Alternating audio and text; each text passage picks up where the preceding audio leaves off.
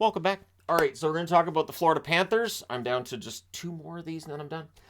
Florida Panthers, although I'm not going to post it in order, because why would I? So for the Panthers, the record 24, 22, and 6. This is not what was envisioned by them at the start of the season, nor when they acquired Matthew Tkachuk.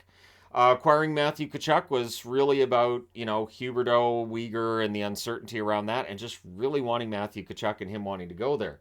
Now, the highest they've been in the power rankings is first, but that was towards the start of the season, so it's a little bit deceptive. The lowest they've been is 21st.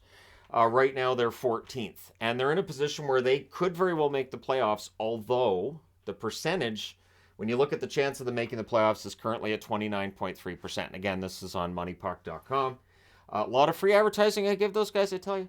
Anyways, the playoff odds at 29.3%. I would not be surprised to see them get in, but it is Florida. Florida is a team that has barely missed the playoffs before. They've had issues with getting out of the first round, all the stuff that we all know about Florida. Their first 10 games, underwhelming, 5-4-1, and then they were 5-4-1 in the second 10 games as well to get to 10-8-2. After that, they were 4-4-2 to end up 14-12-4. So this is the mediocrity that ends up with them at 21st.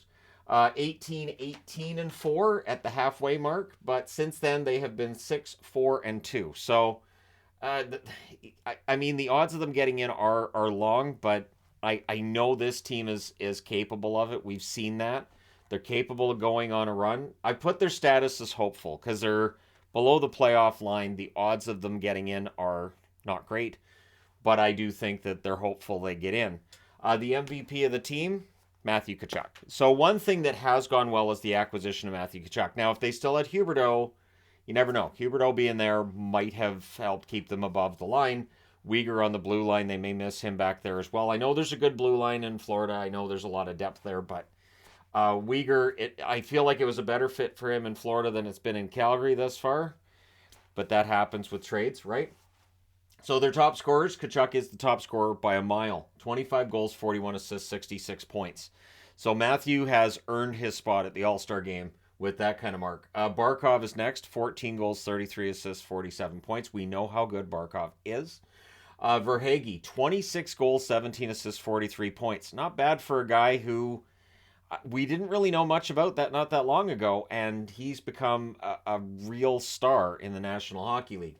Montour is having a monster season, 10 goals, 33 assists, 43 points. I have no idea where that came from. Florida's capable of doing this, though. We've seen this with player after player after player. Might be a video on that at some point, too, on how they bring in guys that they just get the most out of. They're one of those teams that their pro scouts go out, they get them players, and the players they bring in end up being pretty darn good. Reinhart, 17 goals, 22 assists, 39 points. Got off to a really slow start from a goal-scoring standpoint. He has turned that around. Now their tandem, ideally would be Bobrovsky and Knight, but Alex Lyon, shout out to him for stepping in an emergency situation and making the most of it and making some saves and having a pretty good game against the Bruins. And so for Lyon, it's been fun in games, but obviously for Florida, if you want to make the playoffs, you need Bobrovsky back. You need Knight healthy as well, so the break may very well help them with that.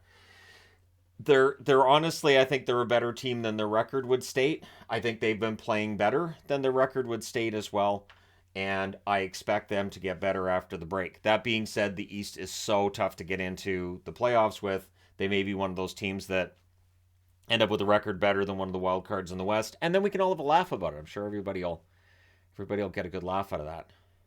Yeah, that's what's going to happen. Anyways, the pending unrestricted free agents, both of the Stahl brothers, Eric and Mark, are pending UFAs. They came here to win a Stanley Cup. So missing the playoffs is not something they're looking at as a possibility. Eric Stahl's been playing better lately. He had a slow start. Mark Stahl's been playing pretty well. Not as well, I don't think, as he played in Detroit, but he just had a really, really good time in Detroit. Tierney, a fill-in, fourth line guy, a guy who can clear waivers.